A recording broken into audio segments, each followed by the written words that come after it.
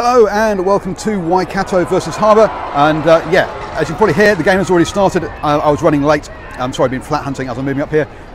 James Dargaville has already gone off with a head concussion, so that's not looking good for him. Waikato really need to try and get something out of this game. Obviously they've got relegated to the Championship last year and lost their opening game. So with Bay of Plenty going well and Hawke's Bay going well, Manawatu obviously got that beat them last weekend, so they're really going to need to get something out of this game to kickstart their season. Harbour, the Premiership side, so actually favourites in this game, but they only beat Northland by 1 point last weekend. So again, they got the win, which is important. They're going to need to get the win here again, because these cross division games are the ones where they've really got to get those points up. So it's been a tight game, mainly between across the middle of the pitch so far. Waikato have had the better of the two starts. As I say, Harbour have lost Dargaville already to a head knock, and I'll be back at half time to give you an update as how things are going. Half time report from Waikato versus North Harbour, and the score is 7-8 at half time. Waikato scoring just on half time and converting to close the gap. Waikato have had their breaks, they've had opportunities, but they've really lost the breakdown battle, and that has meant that they have turned over the ball far too much, and therefore they've been giving up possession when they shouldn't have done. And North Harbour have had the wind at their back, and that has definitely been their get out of jail card a couple of times. They've had some real long clearance kicks down the pitch, and is this wind worth more than 1 point? Yes, I think it really is. North Harbour would be wanting a more than 1 point lead in this wind. We've seen the posts waving around. Tavita Lee got North Harbour's try down the left, and Lee, Duffy and Sean Stevenson, as you'd expect, have all caused problems for Waikato, but on the whole they've managed to hold them out. And if you actually going to say that perhaps people like Fletcher Smith, Dwayne Sweeney and Sevu Risi have all perhaps looked equally dangerous or more dangerous for Waikato. So yeah, I got to say, Waikato may be behind by a point at half time, but they'll have the win at their back in the second half, and are looking very competitive in this game. North Harbour really going to have to up their game in this second half.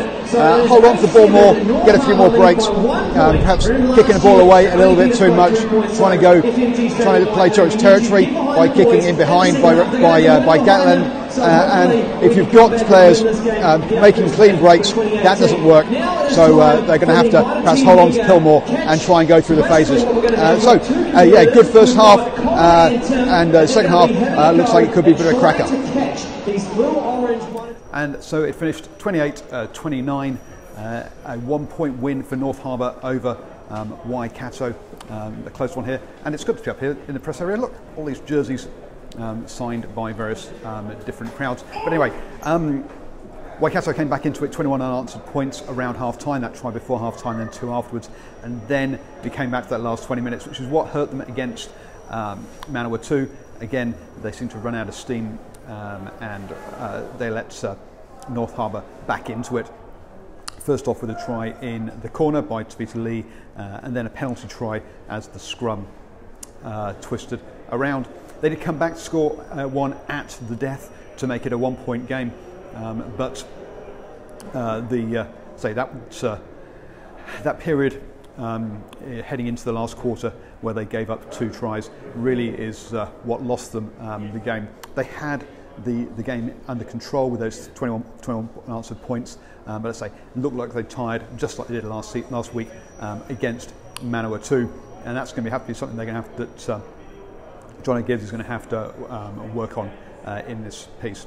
The wind, to be fair to them, did die down a bit in that second half. It picked up again as well, but it definitely wasn't as strong as it was in the first half, which was very much to North Harbour's advantage. There were a couple of kicks from North Harbour that held up in the wind, but on the whole, they managed to get good distance on their kicks in that second half.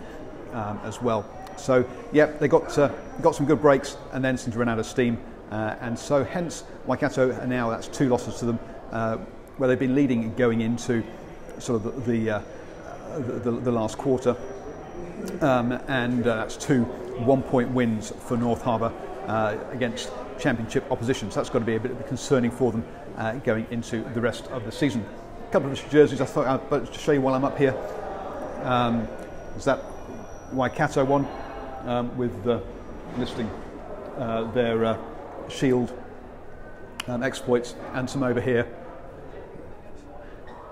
Nice jerseys. So we've got the Highlanders all signed, the Crusaders one all signed, Hurricanes jersey all signed, and obviously a Chiefs one as well.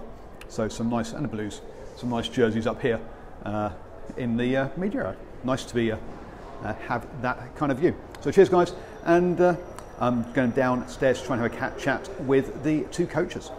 Hello, so here I am with Tom Coventry, the head coach of Harbour Rugby.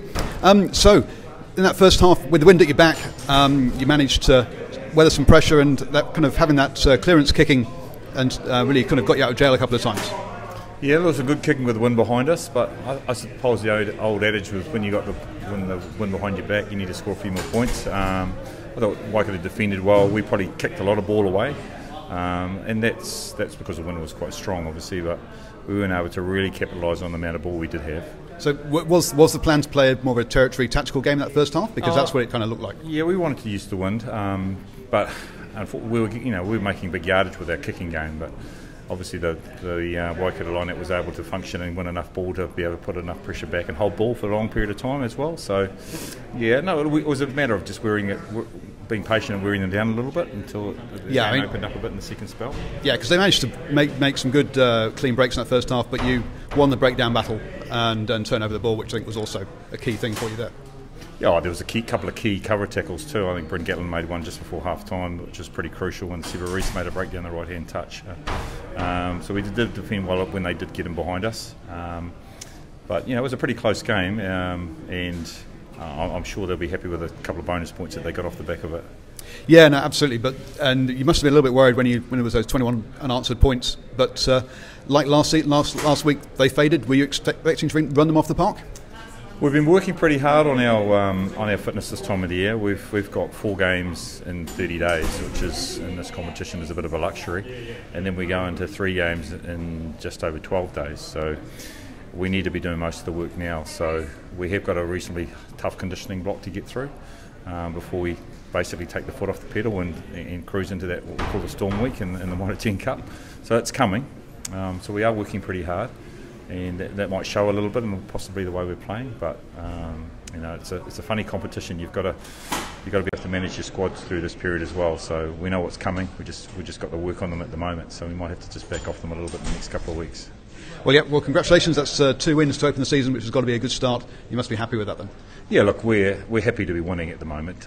This competition is about winning. Obviously, performances and winning are what everyone's after. We had enough good rugby today to be proud of a 20-30 minute spell, but not enough for us to be I suppose title contenders at the end of the season. So we need to make sure we're getting better and improving every week. Yeah, the sign of a championship side is time that wins when they're not playing so well. So you never know. Maybe just maybe. You never know. We'll keep working on it. See if we're better next week. Okay. So thanks very much for your time. Cheers. Okay. Bye bye. So. Here I am with Johnny Gibbs, the head coach of Waikato. So in that first half, you got quite a few clean breaks, but playing against the wind, you just couldn't really hold on to the pill. Yeah, they certainly, it almost felt like sort of 39 minutes of defence in the first half. I thought North Harbour were pretty clinical with the ball. We weren't able to profit from a few things that we did do, but going in at 8-7 was pleasing. But unfortunately, for almost the last 30 minutes of the game, it seemed like they had the ball and they had territory, and it was just another massive set of defence, really. Yeah, I thought in the first, you'd be happy with the score, maybe not so much with retention at the breakdown. And then in that second half, you managed to put that sort of 21 points together, which was impressive.